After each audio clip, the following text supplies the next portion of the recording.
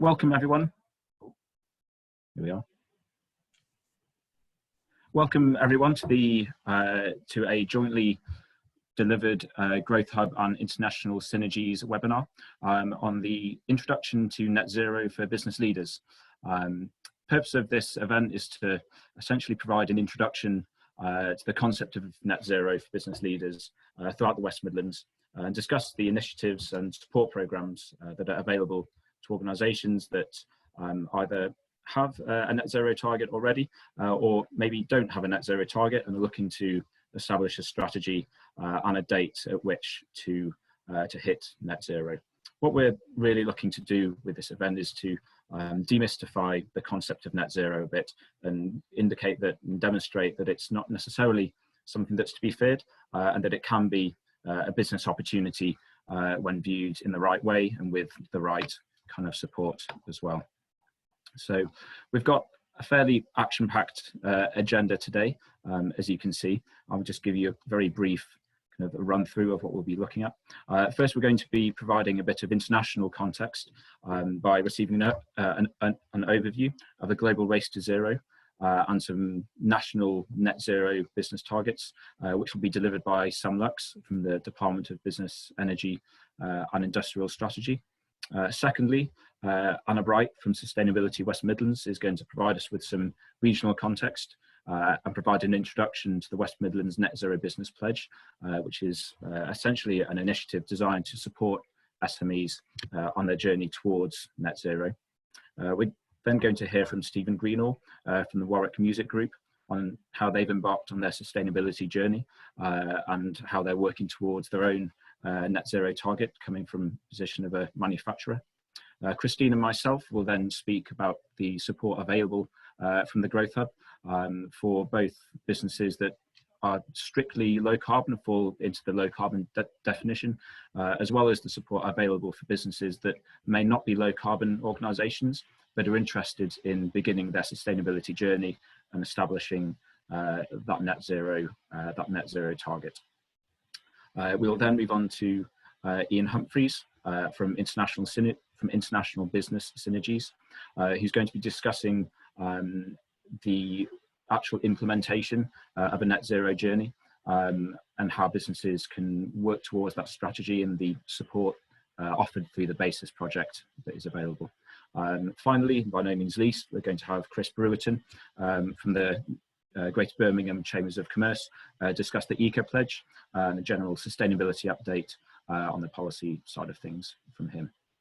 So yeah, we've got an action-packed agenda, as you can see. Just in terms of a bit of housekeeping, all attendees are going to be muted and video will not be enabled. So if you do have any questions that you'd like to ask our speakers, please drop them in the chat. We'll do our best to get around to them during the webinar itself, but in the event that our speakers don't have time to answer them kind of in person, as it were, we'll do our best to answer them through the chat as well. So Wakar, if you could hand over to Sam, that would be great. Thank you. Yeah, sure.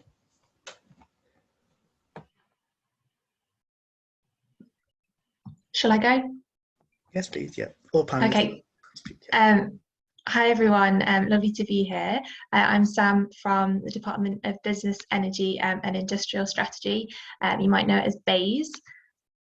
Just sharing my screen. I'm actually tuning in from Nottingham today, so not a million miles away from the West Midlands. And I'm here to tell you about our Together for Our Planet Business Climate Leaders campaign, which is a campaign in the lead up to COP26. So I'll give you a little bit of context. This is all sitting under the UN's Race to Zero campaign.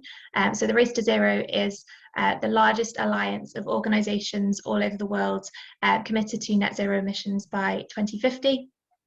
All kinds of organisations, so businesses, cities, investors, regions, universities. Because we're hosting the world's biggest climate conference this year in the UK, COP26, which you may have heard of, we actually have a UK-specific brand between now and November called Together for Our Planet. Now that has a public engagement arm and also a business engagement arm, which is what we're talking about today. And that business engagement side is all spearheaded by Andrew Griffith MP, who is the UK Net Zero Business Champion as of November 2020. And he has various strands. The one we're going to be talking today about is the Small and Micro Business Campaign.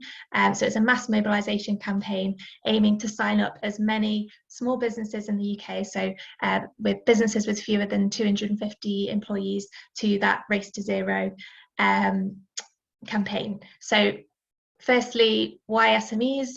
They actually account for over 99% of the business community in the UK, so they can't be overlooked, and naturally they also account for a huge proportion of our emissions, so we're not going to get to our net zero target essentially if we don't engage SMEs and support SMEs. So the campaign objectives, besides trying to get as many of those sign-ups to the Race to Zero as we can, is primarily raising awareness of climate change amongst businesses and their consumers as well, recognising that they have a huge amount of influence among the general public.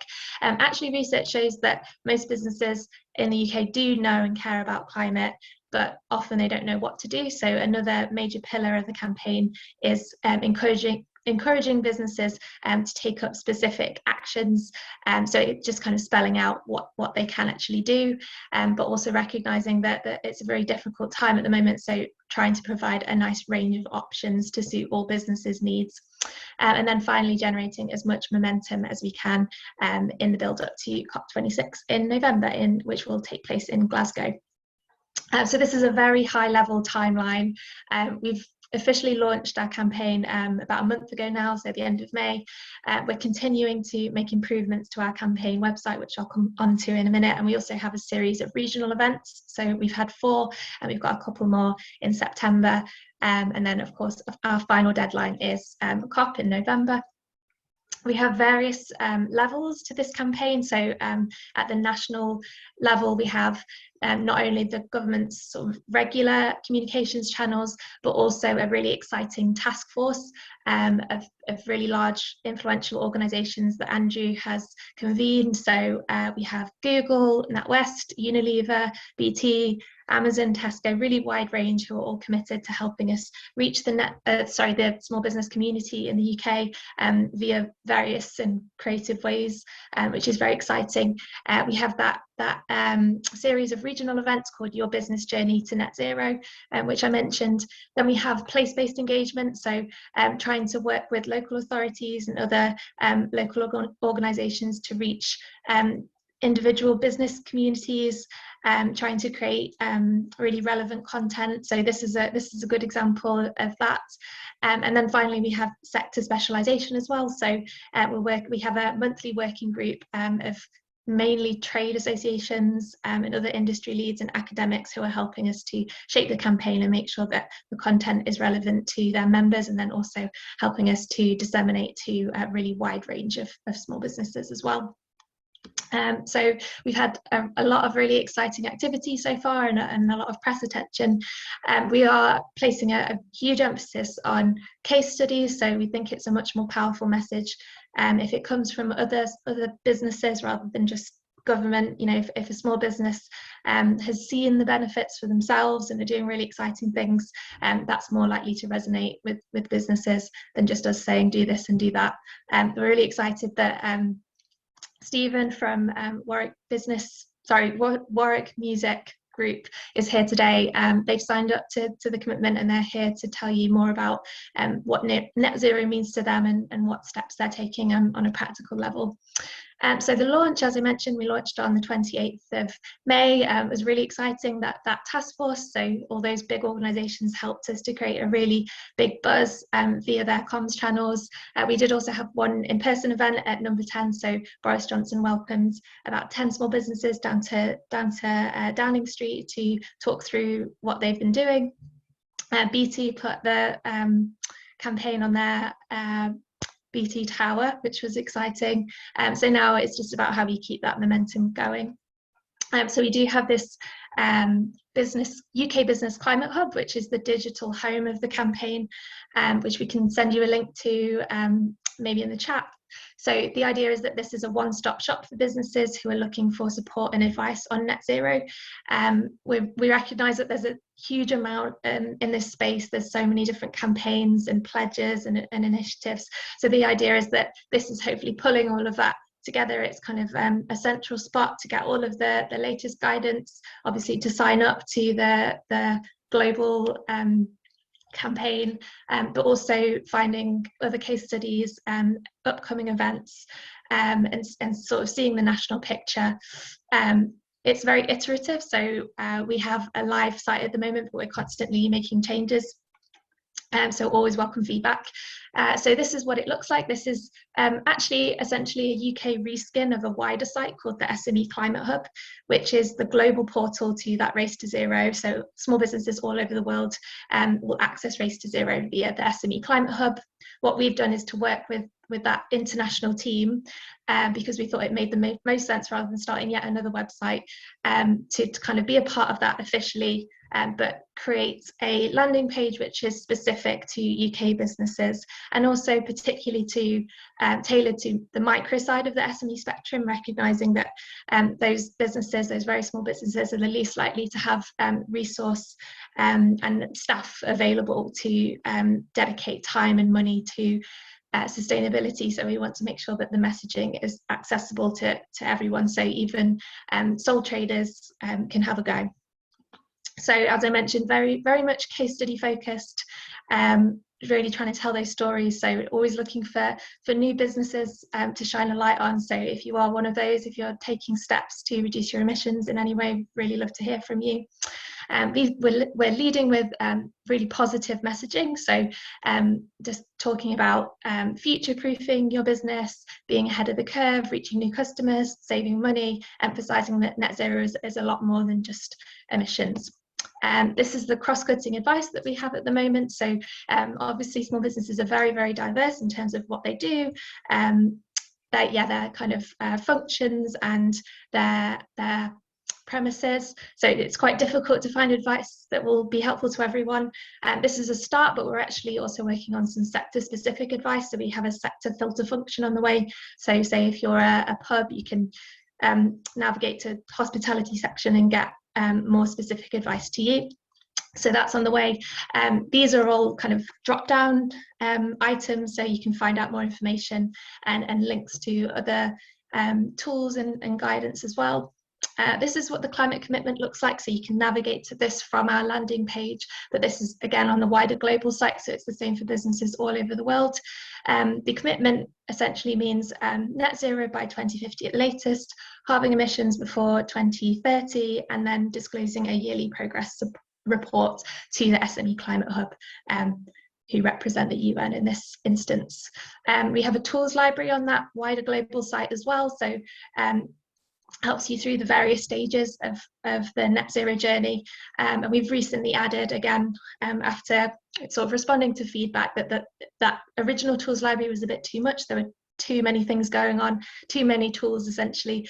We've summarised it in a few more simple, hopefully user-friendly stages, again in a drop-down format.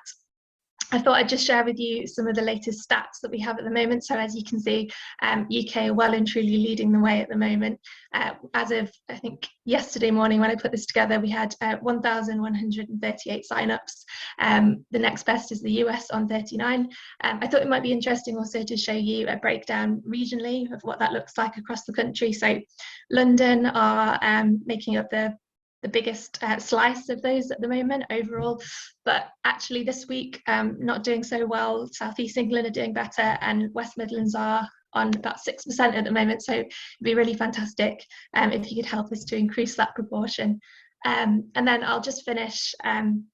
If you're interested in getting involved at all, there are so many different ways that you can. So firstly, probably most obviously, is signing up yourself if you're a small business or organisation, and then encouraging others to follow you as well. Like maybe you could help recruit other small businesses and really be a true business climate leader.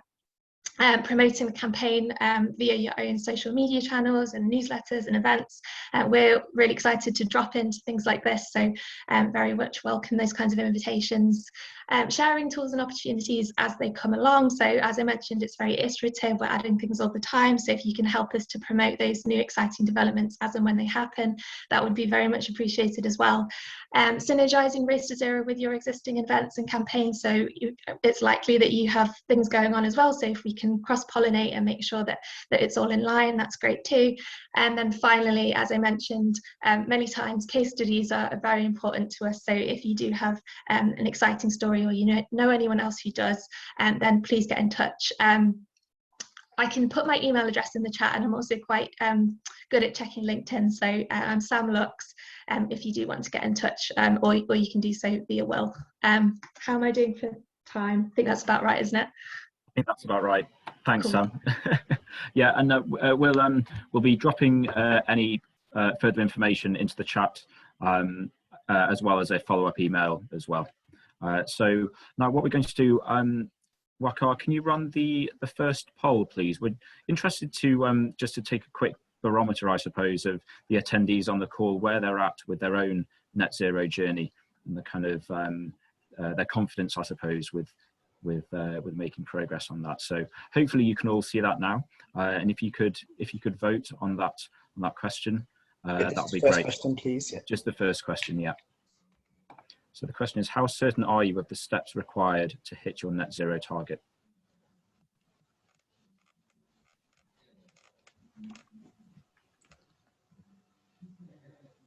In fact, it looks like we might have to vote on all three of them at the same time. Which is, yeah, that's fine. So yeah, if you vote on those three questions and then press submit, we'll have a quick look at the results and then quickly move over to Anna.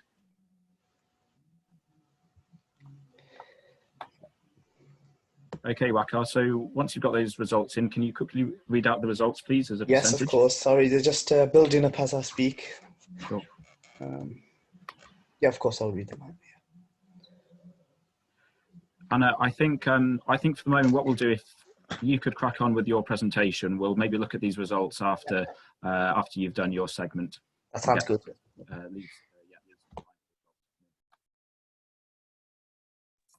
Okay, hopefully everyone could see my slides behind the poll, in front of the poll, I'm not too sure. But hi everybody, my name is Anna Bright and I'm Chief Exec at Sustainability West Midlands. So I would just like to talk today about net zero activity in the West Midlands. There's a huge amount going on, lots of support available, and I'd like to highlight some of that and leave you with some information around the net zero business pledge that we have here in the region, which is very much complementary to the Race to Zero pledge that Sam has spoken through. So first of all, who are Sustainability West Midlands? Some of you may have come across us, but possibly not. We were established back in 2002 and we are the regional advisor for the West Midlands, working across our 6 LEPs, so Greater Birmingham, Solihull, and then the other 5 across the region. We're independent, we're not for profit, and we're the only organisation of our kind in the UK.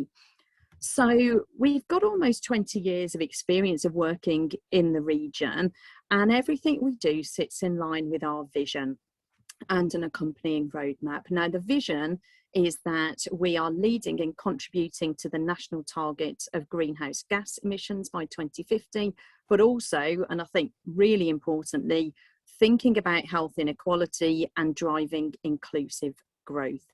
And on our website, we host something called the Sustainable Business Support Hub. So what that is what we hope a really useful point of information for any business, large or small, to hop on there and have a look at what's available by way of funding, support and networks within your particular geography. So very much recommend you have a look at that.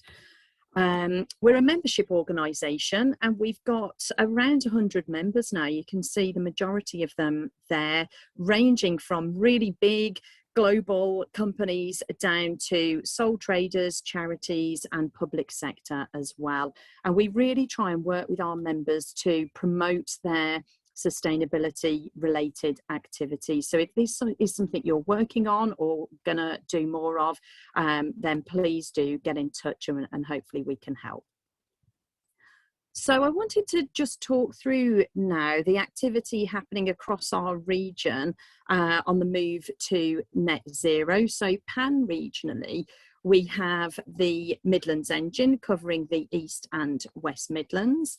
And only last week, actually, they have published their 10-point plan for green growth.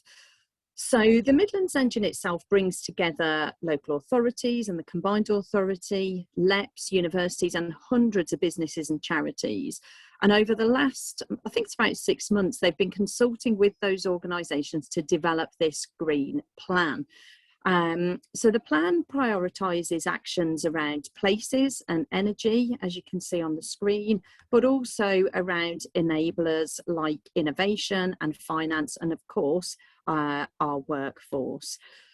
So delivery of the plan, this is hot off the press really, is going to be coordinated by the Midlands Engine Green Growth Board. This is a new entity that's being established, and they will provide oversight to delivery of the plan, track actions and progress, and importantly, you know, ensure that partners can be a part of this.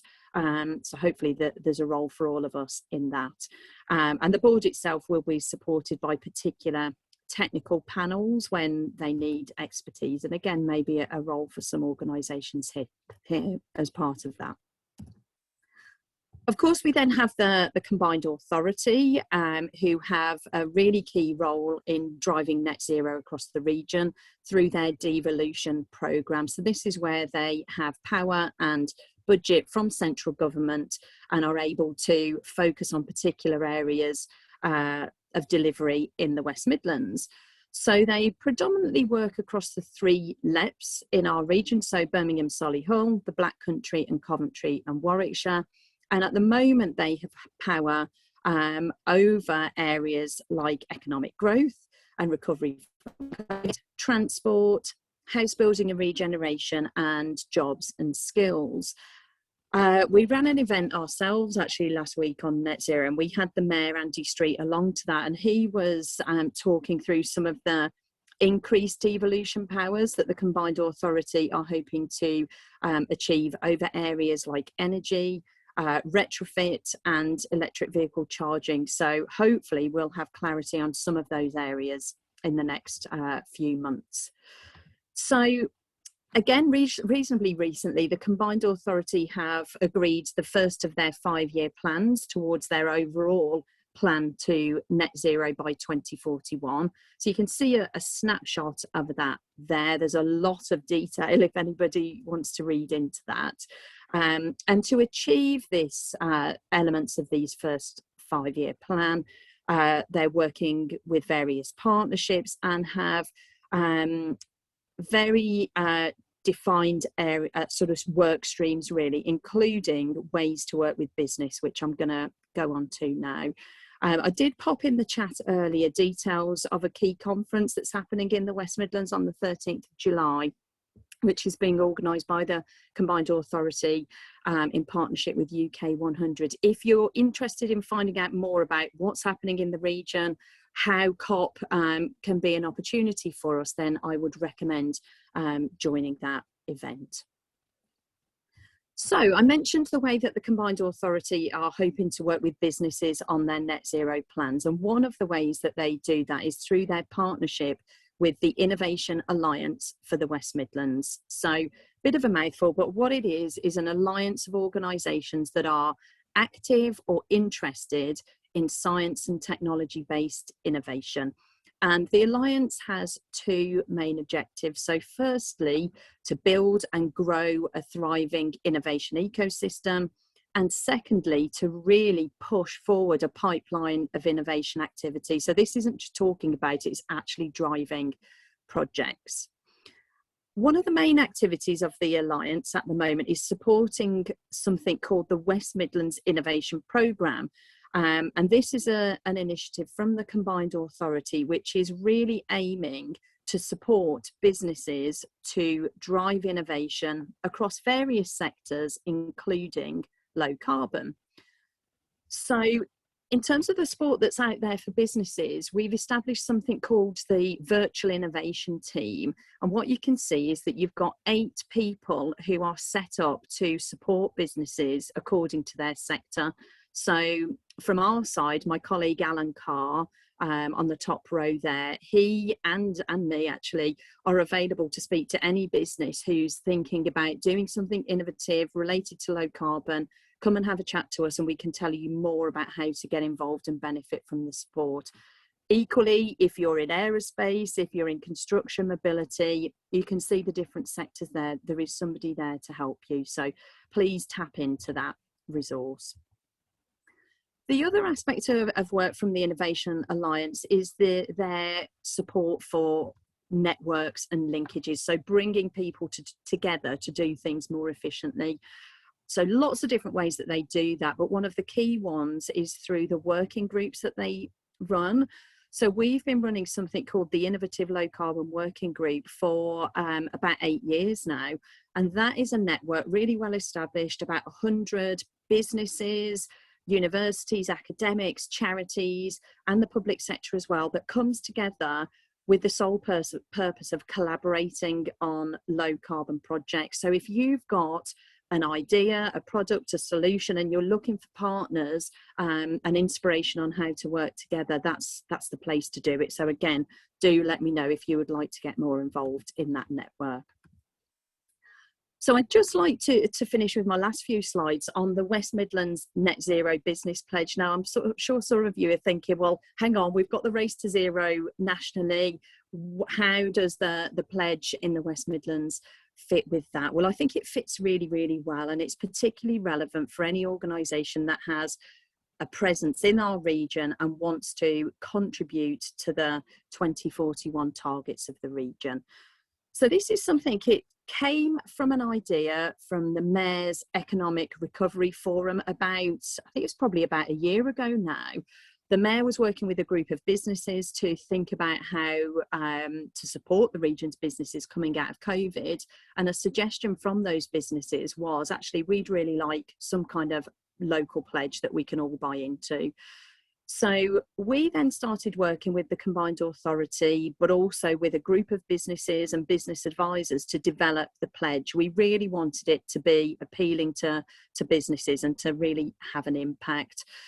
So the pledge was launched in March, and we're gradually ramping up on the promotion. Obviously, it's very well aligned to all the COP26 activity. But the idea of the pledge is that any business in the region, doesn't matter your sector, your scale, where you are in the region, if you are working on reducing your emissions or planning to do so, then you should be able to benefit from the pledge. So the principles of it are that you will commit to reducing your carbon emissions, that you will work with others to do that. So you'll try and have an ambassador role and inspire others, like Sam talked about for the Race to Zero work, but also that you will feed back to us and you'll tell us what your challenges are. You know, what are you finding difficult, and how can we and other support partners across the region help you with that? So hopefully the benefits for you as a business are that you'll reduce your environmental impact, but also you should save costs. Obviously, if you're doing things more efficiently, you should save money on your energy, water, and other sort of bills associated with running your business. Obviously, it is going to be good for profile. You know, if you can be seen as a leader in this area, it can position you really well against competitors, if you're bidding for work and so on. And of course, if you're starting to think about your own emissions and, you know, what that means in the context of climate change, it's going to increase your resilience. You're going to understand more about the impacts that you face and how to prepare for those. So hopefully lots of benefits there. It's really easy to do. There's a link there through to the website. Similar to the other pledge, you work your way through saying what you're already doing and what you plan to do, how you want to work with others, how you might be able to be an ambassador. And then when you click send, that will come through to myself and the team at SWM. We'll have a look at that, and then we will arrange, you know, to get together with you and talk about it and talk about the help that you can access. We'll also work with you to monitor progress. So after a year, we'll be talking to you about the things that you've managed to change and actually what your future plans are. So loads and loads of free support available to you, which should be a help if this is something you're thinking about. So we launched in March, and so far I think we've got about 25 businesses pledged.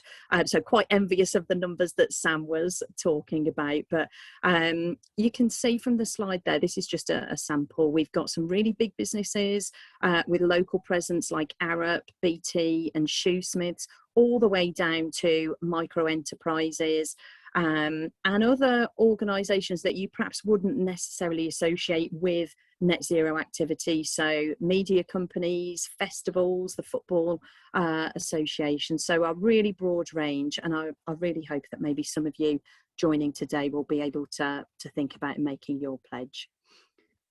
So that was all I wanted to talk through. My contact details are there. Please do get in touch if you have any questions, and I'll also have a little look at the chat and Q&A to see if anything's come through there. Thank you. Thank you very much, Anna. That was very informative, and yeah, delighted to see that that there's that support available for businesses. And so we will be sending out a follow-up email after the event to all attendees with details of the initiatives, how you can sign up for them, as well as contact details as well. So at this point, we're going to move straight on to Stephen Greenhall from the Warwick Music Group, who's going to give us a really interesting insight into some specific business case study from a very interesting company. So Stephen, over to you, please. Thank you. Thanks, Will. Hopefully you can all hear me. Good afternoon, everyone. I'm sat here on the border between Staffordshire and North Warwickshire, where we're based, and the sun has come out. It was pouring with rain about half an hour ago, so it's a beautiful day here. So yeah, I'm the CEO and founder of Warwick Music Group. And what we do is we create high quality wind and brass instruments, and we're aiming to make the joy of music accessible and fun. So for those of you that have been parents in lockdown, this is an image you might have seen a bit too often. So what we care about is turning this image into this, which is enabling children to be creative, having fun and making music. And we do that in a number of ways. We create life-changing experiences, not just for the young, but also for the old. That in the middle there is a father and son, both trombone players. We nurture the next generation, so education is really important to us. We deliver education projects all over the world, giving children that spark of excitement about what music can do. And we want to make it fun. So whether you want to go swimming with your plastic trumpets, or playing in a professional orchestra, or paragliding, you can do whatever you want as a musician these days. We're proud to be a Dit Export Champion. So we do a lot of work with Dit, and we're a 70% exporter. We're also known as a bit of a disruptor. And we're very privileged to meet His Royal Highness Prince of Wales in 2019 at Buckingham Palace to receive our Queen's Award as well. But in essence, and I think it reiterates what Sam and Anna were talking about, the net zero challenge isn't just about low carbon, green tech, eco tech businesses. This is about everyone, every business finding a way to participate and contribute to the target to get to net zero. We are just a West Midlands SME. We are a manufacturer who manufacture our goods in the UK and in China. We use injection molding and CNC as our major processes. We're a 70% exporter. Our primary raw material is ABS. We ship containers and part containers when we can. That's a different debate to have, but all over the world. And we're a B2B2C business. So consumers obviously a big part of our journey. So we're just a manufacturer in that sense, like many of you will be on the call today. But we're also the first British manufacturer to offer completely carbon neutral products to our customers around the world, which when you consider that we're manufacturing ABS, is quite an interesting journey in and of itself. So I just thought it'd be worth sharing with you the why why this is important and why it was important to us. And I think the first thing to say about this sustainability journey is don't just think about it in terms of the environment. There's a much bigger story here which is beneficial to you and your business. So yes, you're going to impact the environment in a positive way by engaging with it positively. You're also going to impact in society, but you're also going to impact economically and benefit your business. So sustainability really sits in the crux of those 3 points, and that's something to bear in mind when you move forward. This is a great report that Deloitte came out with, which talks about how consumers' behaviours and attitudes are changing. I'm sure you, like me, have been through a journey on the last 12 months yourselves in lockdown, when you were reevaluating the world and the things around you. But 1 in 3 consumers have stopped purchasing certain brands now because of their concerns around ethics or sustainability. 61% of consumers have reduced their use on single-use plastics. There are still challenges, however. Some people are not interested, 22% are not interested in it, but 15%, which is a pretty large portion, are trying to find out more information. That tells us that brands and businesses, we're not doing enough to talk about our eco-credentials, our sustainability credentials, and that's something we can talk about a bit later. There's also a great report that Smurfit Kappa did in conjunction with the Financial Times, which talks about where other businesses are. 83% of businesses describe sustainability as a business opportunity to be exploited, very similar to the poll results, which I think Will's going to talk about a bit later. 72% see this as a lasting trend. I completely agree with that. And 68% see that viewing materials as packaging is the most challenging area for sustainability. That's something we've had to work on very hard. Anyone who sells product to Amazon will tell you they are very, very tough on you to get your packaging sustainable and small and compact. Now, I appreciate that for many of you, this change in sustainability is forced. We are going to be seeing the end of the combustion engine per se. By 2030, it will be electric cars, not petrol pumps. So there's a lot of forced change going on, but also understand, and this is an EY Future Consumer Index survey published relatively recently, that planet first, or people thinking first, is the 3rd highest element of how they're thinking their future in terms of what they're going to spend. So affordability will be a high criteria due post-COVID. Health first, which makes sense, again, post-COVID, but planet first. So it's a big element of thinking for your consumers or your customers.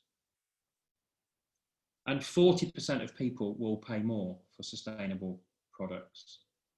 So I guess to summarize, and this is a key part of this, is yes, what you're going to do by going on this sustainable journey as a business is you're going to help the planet and help society, but you must also see that this is a big opportunity for your business from a commercial perspective. It is perfectly okay for eco-friendly businesses to make profit. Consumers value 5 environmental sustainable practices we practice, and I think this is about the bigger picture. So bear in mind, this isn't just about being carbon neutral or waste reduction. It's also about ethical practices. It's about human rights. If you've heard of the UN Sustainable Development Goals, there are 17 Sustainable Development Goals that were set up by the UN General Assembly in 2015. So I think one of the things for you to think about as you go on this journey is that this is more than just about CO2. Have a bigger picture. Have that think about ethical practices, living wage practices, sustainable sourcing. All of that has got to come into your thinking when you go on this journey. Don't just get fixated on CO2. I know that we're talking today about the race to zero, but there's a bigger picture, a bigger opportunity for you to think about. Now, for those of us in manufacturing, ISO that's a well-known symbol, whether it's 9001, 14001. We are used to working to standards. That's one of the things that makes British manufacturing so great. Now, I can tell you, unfortunately, if you're going to get into this carbon neutral world, it is difficult, challenging, because there is no standard per se. And that's one of the challenges that makes it really hard for small businesses is where do you go? Who do I use? Which company am I going to use to validate my journey? So that's one of the things that is really difficult. Now, in the case of the world's biggest retailer, Amazon, they just decided to set their own standard, the Climate Pledge Friendly standard. They've done it themselves to make it easy for their customers to understand whether something is friendly or not. And if you don't believe me, this is something that rolled out at the end of last year. Amazon are really ramping this up now. So there you go. If you want to buy your Tetley tea bags, I don't have a preference. My wife's actually Welsh, so it's Glengettie tea in our household. But there you go. Tetley tea bags are climate friendly. And so look for that as well. Think about that. And the other thing, just to make you aware, is the Competition and Markets Authority actually started an investigation last year into companies misusing eco-friendly claims. In fact, I was really lucky to sit in one of those round tables and talk to the CMA about that. So it's a very confusing space to be. And so that makes it hard for us as SMEs, because it's so busy. It's so hard running your own business, right? When you're doing it day in, day out, you've just got the day job to deliver on. So I would just encourage you to battle through the confusion, and I've got some ideas and a few strategies to help you get through there so you don't give up, don't lose hope. Just to take you on our journey, why was this such an important thing for us? Well, you might be thinking plastic's not good for the environment. How can you be an eco-friendly business? Well, this is about perspective, because for us, our legacy, our industry is based on brass instruments. Now, brass instruments, I can tell you, have got some pretty horrible things in them. You know, they've got lead, nickel, zinc. So these are all materials that aren't very good. Brass instruments use a huge amount of energy to be created. Lots of complicated processes and lots of waste, lots of destructive process. So for us, this is about moving our industry on to say that actually plastic instruments are much better and much more environmentally friendly than the brass equivalent that you're all used to. The second thing is children are a huge part of our journey. They are ultimately the end users of our products. And for them, they're incredibly passionate about this topic. So they are influencing parents and schools and teachers in terms of the way that they're engaging with products and the procurement that's going on. One of the things to be aware of, and I think at this point, last week the government announced that government contracts over £5 million will now require companies to have sustainable credentials. Well, we'd love to see that procurement practice go through and lower, so that all companies, if they want to get government business, are going to have to be sustainable. That's something else to think about in your opportunity planning.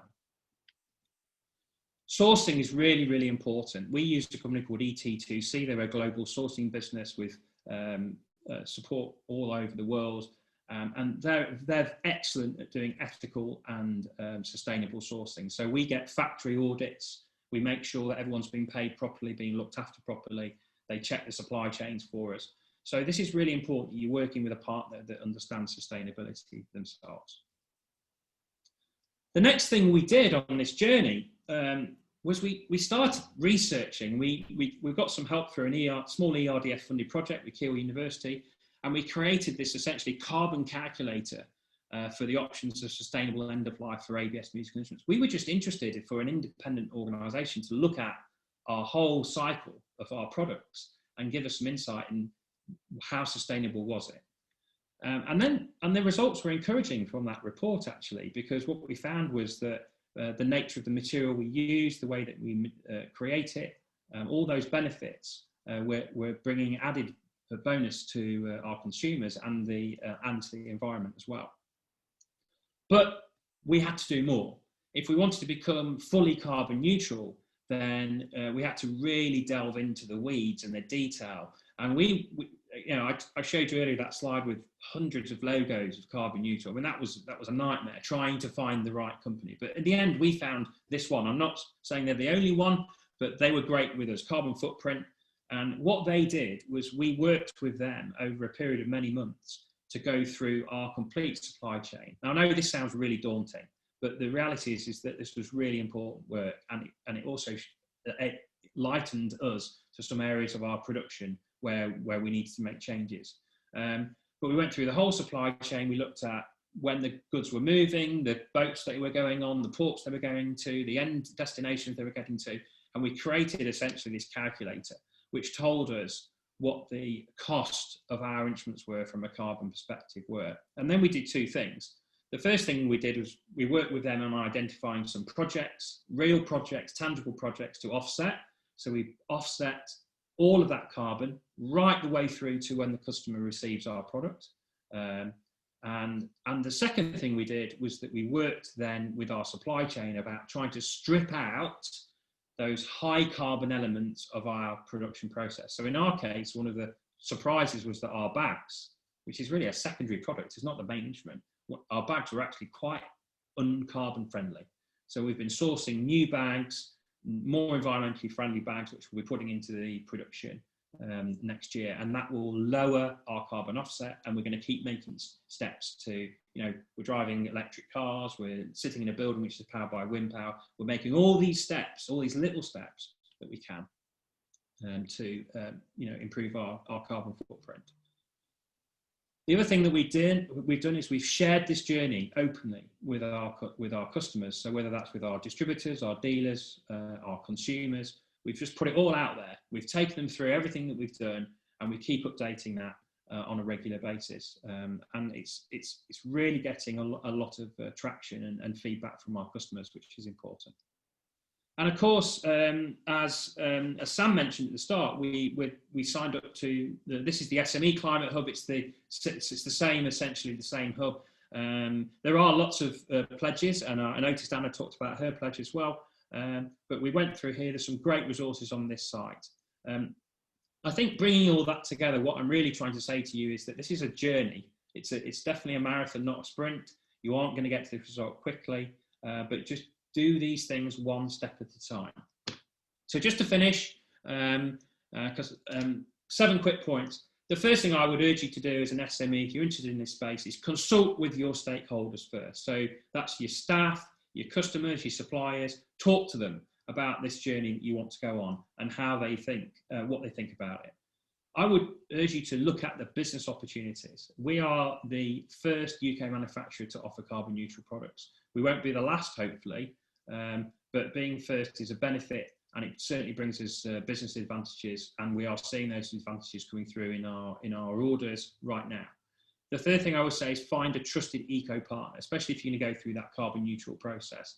That will be hard. So I would urge you to speak to the advisors who are on this call, many of the organisations that can support you, and find that partner who can work with you and unpick the minefield that this is. I would ask you to interrogate your supply chains and really get into the weeds. For that, you have to invest time in this process. You can't do this quickly, and you shouldn't do this quickly. This isn't just a sticking plaster to do a few quick things. This is about changing a culture and behaviour, which is going to have an impact for decades and centuries to come. So it's worth putting in the time. I would urge you to sign up to the Net Zero Pledge. I found that really useful. There's some great resources on there, some very practical steps. And the final thing I would urge you to do is share your journey, warts and all. Talk about the good times and the bad times, because that authentic approach to you going through this journey will resonate with your customers, whether they're consumers or businesses. I hope that's been helpful. Thank you very much, Stephen. That was excellent and really insightful and kind of, demystifying kind of insight. I think some of the feedback that we often get from businesses is kind of just where do you start, and some businesses say we're a manufacturer, it's very difficult for us, or we make things using plastic, it's particularly difficult for us, but you're proving that it's very much possible. Okay, we're going to go straight on to a very brief few slides from the Growth Hub. So I will just share my screen. And Stephen, I just wanted to say thanks ever so much. It was brilliant. And there's a couple of questions for you in the chat that you might want to look at now, but obviously we'll get back to people afterwards if we haven't had a chance to. Thanks, Christine. I'll have a look at those now. That's brilliant. So yeah, thanks a lot. And hello, I'm Christine Hancock, and I'm from the Growth Hub. I'm one of the account managers at the Greater Birmingham and Solihull Growth Hub, and I'm going to give you a very brief overview of who we are and what we do. So there are 38 growth hubs across England, and we were set up to provide practical support and guidance to local employers and businesses. And our team is made up of accredited business advisors offering advice and guidance to businesses, as well as specialist account managers providing in-depth support for businesses who require more help to achieve their growth ambitions. We also have a skills hub which can advise businesses about anything to do with skills training and apprenticeships as well. So we have a huge variety of support, some of which I've listed on the next slide. And as account managers at the Growth Hub, our role is to engage with local businesses. So we offer every business that we work with a free consultation where we go through current business operations, ambitions for the company, and current challenges as well as barriers to growth. We then can signpost businesses to the most appropriate support, whether it's grants, innovation support, export support, training and recruitment options. So anything really that will enable our clients to grow and thrive and create jobs in the region. So whether it's funding or introductions or investment or planning, we can help. We work with a number of local and national public and private sector partners, and here are some examples. So as well as providing our own support and programs for SMEs, we can connect businesses with the best help that they need to meet their needs. And finally, I wanted to draw your attention to one of the programs that we're running at the moment, which is called Peer Networks. And Peer Networks is a free program which is delivered through a series of high impact confidential group sessions. And each session is led by a trained business advice facilitator, and the program is supported by some one-to-one mentoring sessions as well. So we've still got some spaces left on some cohorts that are coming up soon. The time commitment from your point of view would be probably one session a month for a few months. And it's very much about focusing on addressing the problems that you've got. So it's not just networking sessions where people are going to try and sell to you. Far from it. It's about finding solutions and opportunities and overcoming challenges. So if you're interested, please contact us as soon as possible and we'll talk you through it in a bit more detail.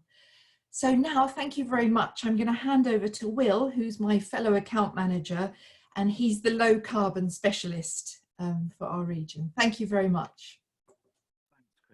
So as you all probably know, I'm the low carbon account manager here at the Growth Hub, and I've essentially been tasked with and support two kind of groups of companies. I support organisations that fall directly under the definition of low carbon or providing low carbon goods and services, whether that is renewable energy, whether that's battery manufacturers, water desalination, and then the second group of companies that we're increasingly working with in the Growth Hub are those SMEs that want to begin their sustainability journey or want to begin working towards net zero. So this is something that's kind of very much growing for us as a Growth Hub, and I suppose one of the major areas that we work with businesses at the moment, one of the major services that we provide is just demystifying that support landscape and kind of correctly triaging businesses over to the right technical programs, be that from universities, be that other organisations like Sustainability West Midlands, that would be most kind of appropriate, I suppose, to their business situation. So in terms of the kind of things that we provide specifically for low carbon companies, it's quite a range really, and it really does depend on where you are as a business. Intellectual property is something that we're kind of discussing increasingly often with organisations, especially obviously young ones or those that are launching new products. Sustainable business model development, finance, funding and investment, becoming investor ready, identifying new emerging opportunities in the low carbon sector, as well as organising kind of meet the buyer kind of one-to-one sessions as well. A couple of other initiatives that are coming out of the LEP at the moment there's a product coming called the ESCO in the Box, which will essentially be a one-stop shop to support businesses on their decarbonisation journey, essentially providing kind of finance and risk opportunities for organisations not just to save energy on their existing operations, but in the right circumstances to generate energy as well, with kind of de-risked kind of payback times involved in that as well. A second initiative that we've got coming up very quickly is the Low Carbon and Circular Economy Innovation Fund. This is essentially a pot of money that will be available for both food and drink manufacturers as well as low carbon innovators who have technology and all the means to decarbonize certain elements of the food and drink manufacturing process. So whether that is from the packaging point of view, whether that's implementing circular economy principles, or whether that is in some way reducing the energy needed to produce food and drink. There will be up to £30,000 available, that's 30% match funded for businesses to both implement that technology on behalf of food and drink manufacturers, or if a food and drink manufacturer themselves, they can enter into a consortia with a technology innovator to deliver that project. Applications for this are going to open in autumn 2021. So more information will be coming on that fairly soon. So at this point, I'm just going to quickly flip over to the results of some of the polls that we held earlier on today. How certain are you of the steps required to hit your net zero target?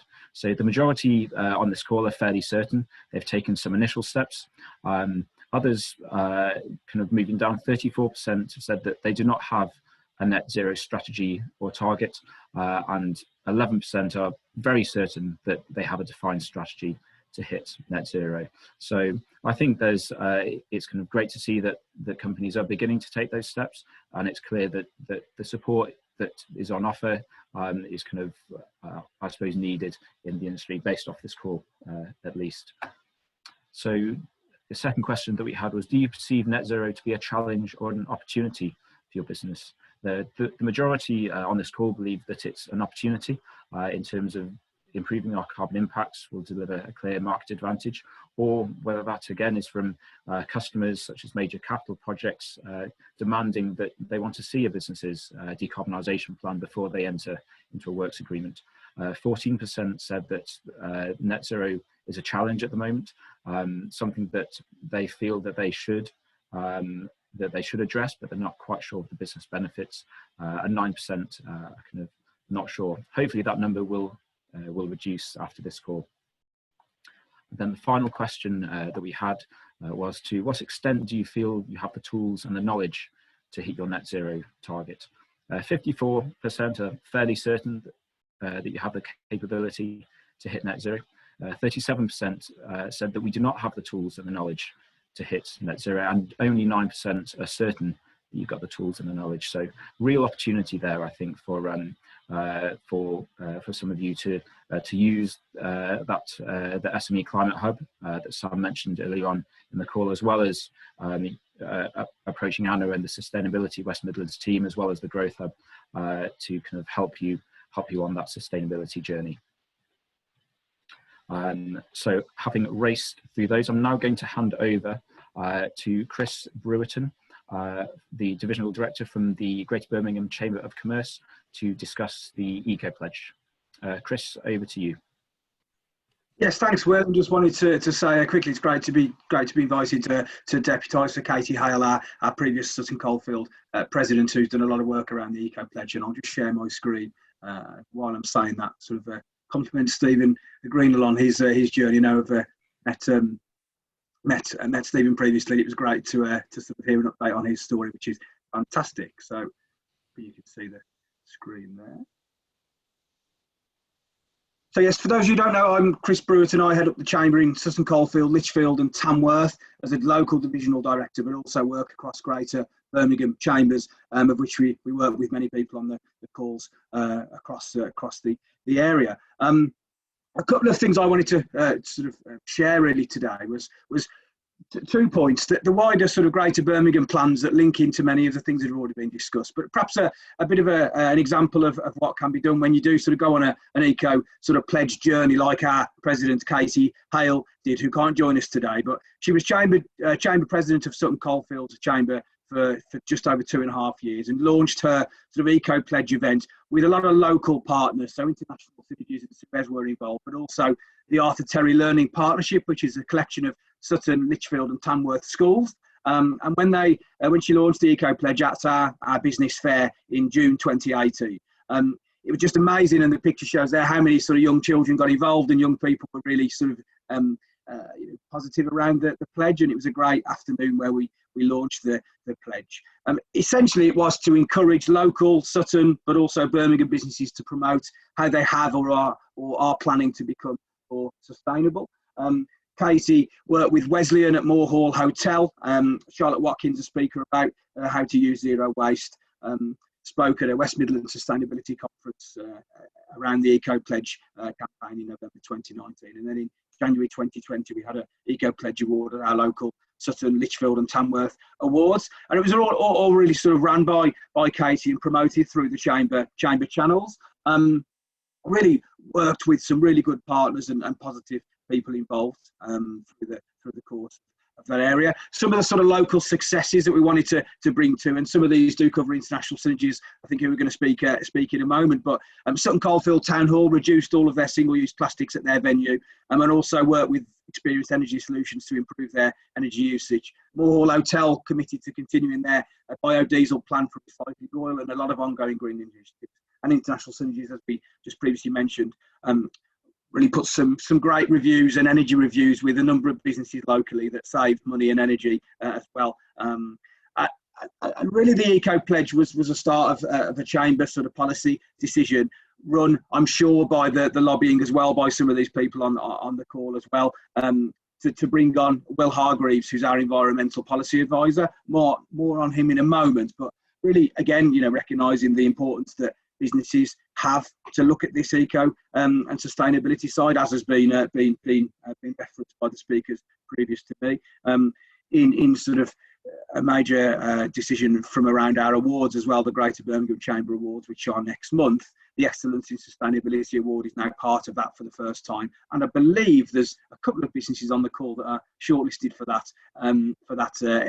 award in a few weeks' time as well. So again, some really positive action linked to the Eco Pledge. Again, the Eco Pledge sort of engagement and policy that Katie sort of started in Sutton a couple of years ago has meant that Will Hargreaves is now our sort of policy advisor, and a briefing paper was released in February 2021. I would certainly encourage businesses on the call to look at that.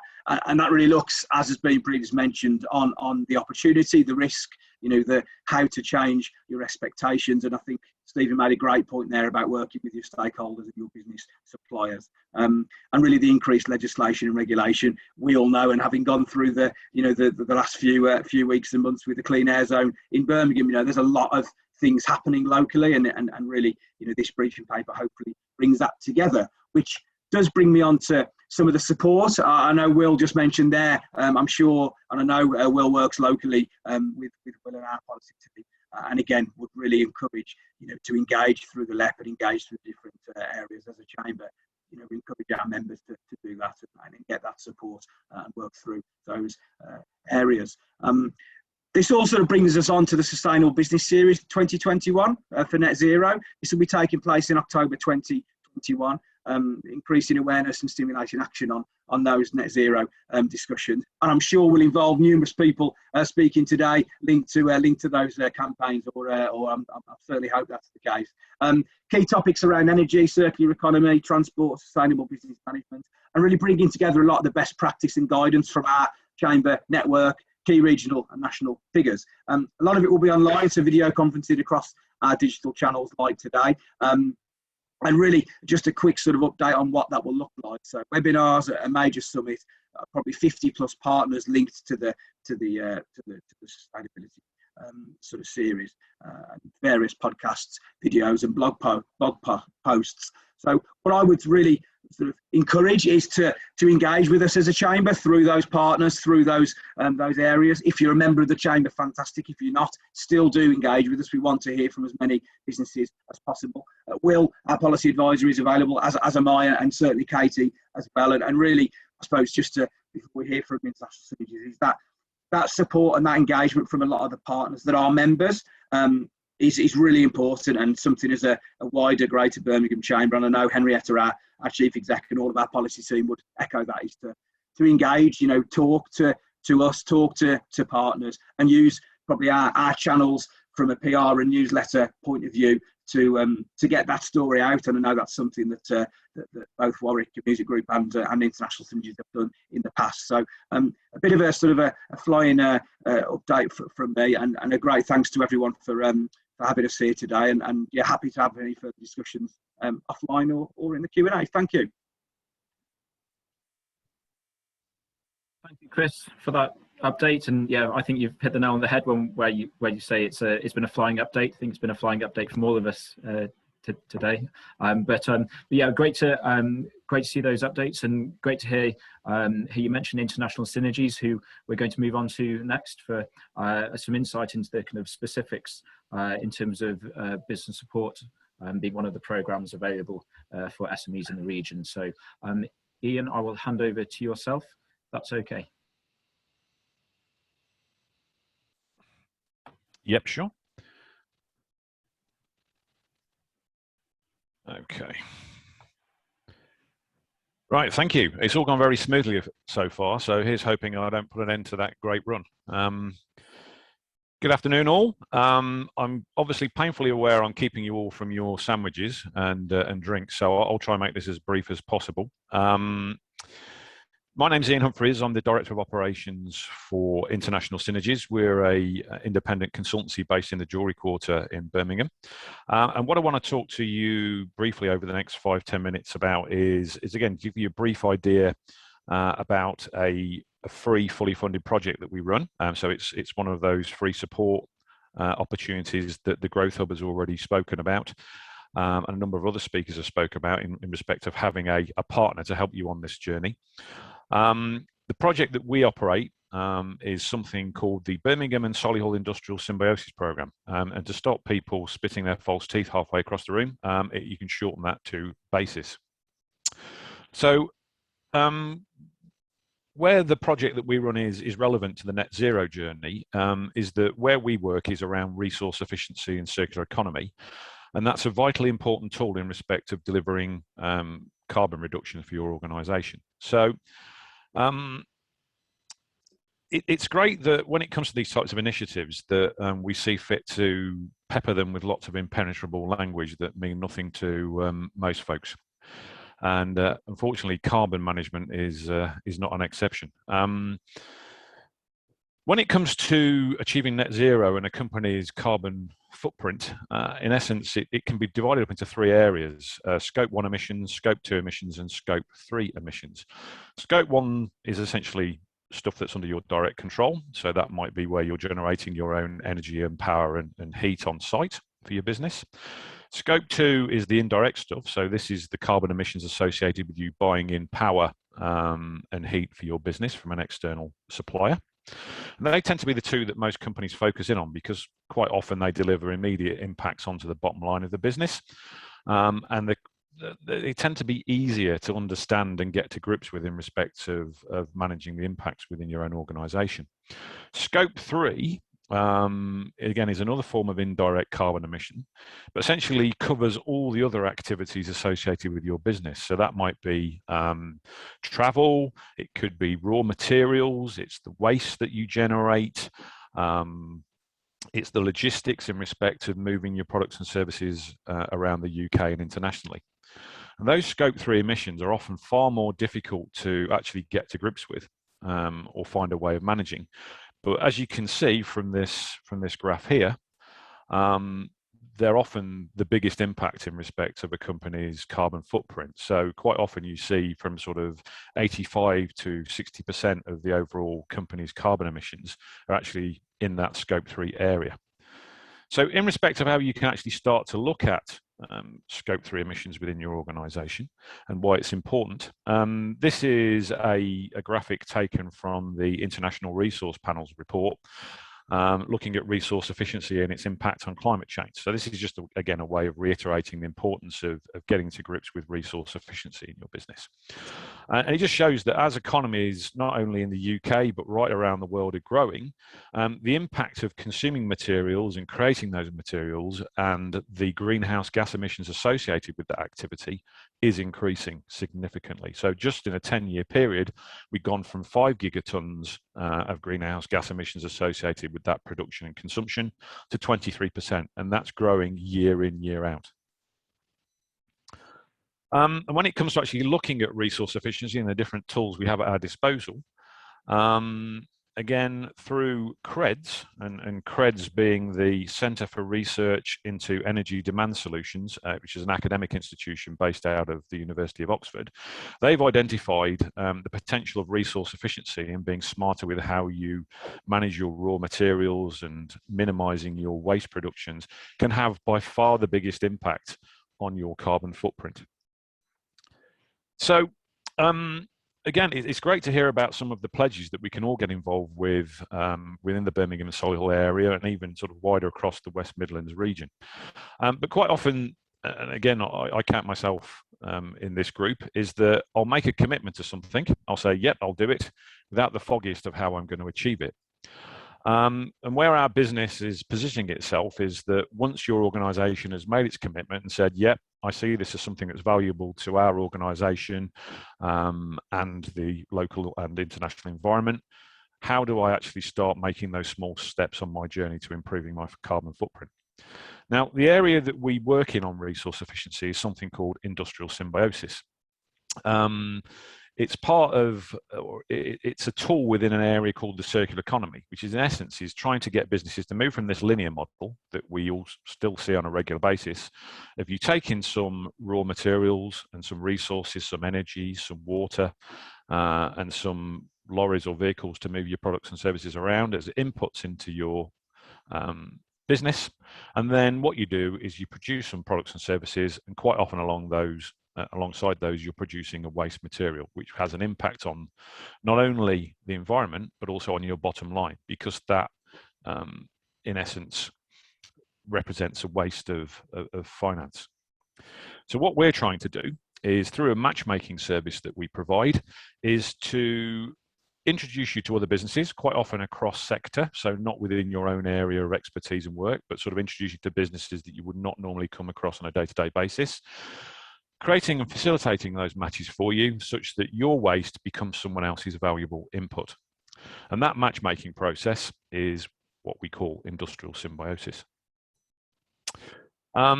As with most of the European ERDF funded projects, it does have geographical limitations. So we're making good use of this little map today. In essence, that shows you the areas in respect of our free service where we can currently provide that. So it's mainly centred around Birmingham and Solihull, but does stretch up to the north in respect of East Staffs, Cannock and Lichfield, and also down to the sort of southern regions of Birmingham in respect of Redditch, Bromsgrove and Wyre Forest. So if you're a small medium enterprise and you're based in that area, then you can actually make use of 12 hours of free consultancy support to help you on your own net zero journey. So what does that sort of process look like? So as you'd expect, what we normally do is have a quick chat with you to make sure that you qualify for the free support. We'll then have a chat. If we're in lockdown, then we can do that virtually through Zoom calls and sort of telephone calls, whatever that might be, and how best that works for you.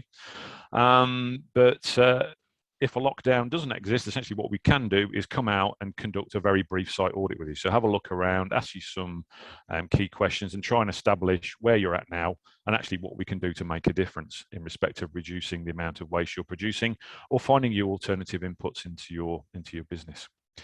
We'll then take you through that matching process over this 12-hour period. We'll support you with external resource where it's required. So we've got good links with the likes of the local universities, the University of Birmingham and Aston University in particular in our immediate patch, and then people like the Interest project over at the University of Wolverhampton outside of that. And then what we can do is once we've delivered you a benefit, we can help you quantify the carbon savings and the financial savings and the benefits you've achieved through that support. So that allows you to report that and use that in your own promotional materials. So as well as sort of doing this through, if you like, one-to-one support, we also have a one-to-many support that we offer. This is essentially our speed dating for waste materials. So what we do is we bring about 40 or 50 businesses into a room or a virtual room, get you to talk about the waste that you have, that you generate as part of your day-to-day activity, and also what things would you actually like to source more cheaply for your business. And then what we do then is create you these matches. So we find your perfect partner there and then in a 2-hour session in respect of somebody that can either take your waste and do something valuable with it, or can actually provide you with a cheaper input into your day-to-day business activities. And from a room of about 50 or 60 businesses, this is worked right around the world. We can generate typically 300 plus new business opportunities there and then on the day. And each one of those has a financial benefit and a carbon benefit associated with it. These are independently audited results and come from a nationwide version of the BASIS project, which ran between 2003 to 2015, called NISP, the National Industrial Symbiosis Programme. Essentially, what that says is that through independently audited results, this delivers a hefty chunk of carbon and financial benefits to businesses. So it's definitely something worth engaging with. Give you an example of how that works. So these are 2 scales in respect of case study examples. The first one is a company called Pim and Wall Smith, who are based up in East Staffs. Essentially what they are is that they're a sort of a metal product provider, but they do lots of surface treatment. So as part of their day-to-day activity, they sandblast and grit blast the surface of metal products and then coat it with a paint or a plasticized material to sort of turn it into a final finished product. The sand that's left once they've blasted the surface and made it nice, clean and tidy and ready to accept the paint, that is full of metal particles, as well as the sort of sand and grit itself. They were generating just around 1,000 tonnes of this per year. It was costing them £18,000 to dispose of as a hazardous waste material. And what we essentially did is that we introduced them to an aluminium foundry that could take in this material and actually extract the aluminium out of it, and actually then turn the sand element of it as well, in respect of the foundry slags that are produced as a result, into an aggregate. So that's turned this £18,000 cost to the business in respect of disposal into a £5,000 benefit now, because the foundry is actually paying them because it recognises the value of the metal content of that waste. It also has a 12,000 tonnes of CO2 reduction associated with it. Now, appreciate for most businesses, you've not got a whole heap of sand and metal waste sat in your backyard or under your desk in a bin. So an example at the other end of the scale is, again, a third sector charity that we work with, just based across the road from us in the Jewellery Quarter, called the Birmingham Play Care Network, that are part of the UK Scrap Store network. Essentially what they do is they take in waste materials from business and then actually donate them and use them for craft projects with school children and children in local communities. So again, a couple of projects that we work with that come to mind that hopefully resonate with a whole bunch more of you is that Birmingham Telecom and Telecom 150 are companies that provide telephones and the telecom services out to businesses. They have a whole bunch of desk-based phones which have been generated as waste, because most of us are moving to mobiles. And they were going to dispose of those and throw them away, and it was going to go off to a waste electrical equipment recycler. But essentially what we do is we hook them up with the Birmingham Play Care Network, and what they do is they go into something called children's play sheds. So now what the children are doing is sort of learning how we used to operate in the past, in respect of having their own desk phones and sort of playing around with those phones. So that's only got a couple of tons carbon saving associated with it. But again, hopefully that's something that shows you that, one, we can generate a good news story by linking you to a social enterprise, and also is just a way of generating a very quick, simple 1 or 2 carbon saving. Okay, final slide. This is quite an old match that we created with a company called Betts Environmental, again, who are another company, precious metal company based in the Jewellery Quarter. Again, it shows you how we can bring in other partners like the University of Birmingham to act as a provider of R&D input. But in essence, the challenge was that working with various healthcare partnerships around the West Midlands, we came across a lot of old X-ray films, even though now they're slowly moving over to digital. The X-ray films have a silver content, So we hooked them up with Birmingham and Betts Environmental. Birmingham helped Betts in respect of modifying their extraction technologies. Betts were able to extract the silver out of those old X-ray films and actually then sort of sell them onto the market as silver ingots. And again, that just shows you that through these types of activities, you can generate significant carbon savings, which you can quote and use towards your own eco pledges or your own net zero activities. Okay, I should say we are just one of many support organisations in the region. There are our contacts. Always pleased to have a chat with you to see how we can help. But obviously we'll know many, many more that can offer you help and support within the Birmingham Solihull region. Thanks, Will. Thank you very much, Ian. And that brings us to the end of our webinar, right on time, it would seem, almost, which is a miracle. Thank you all so much for coming here, and especially thank you to our speakers. We're both, all of us are very grateful to have you here, and we really appreciate your time and effort. To all attendees, thank you for coming to the call. I will be sending a follow-up email after the event with further information, contact details, how to sign up to the various initiatives and support networks that have been mentioned. And please say that this is, I suppose, the first in a kind of event series which the Growth Hub are putting on. Subsequent events are going to be diving into the specifics, I suppose, a bit more of the kind of strategies and the technical assistance that you can take advantage of when working towards that net zero target.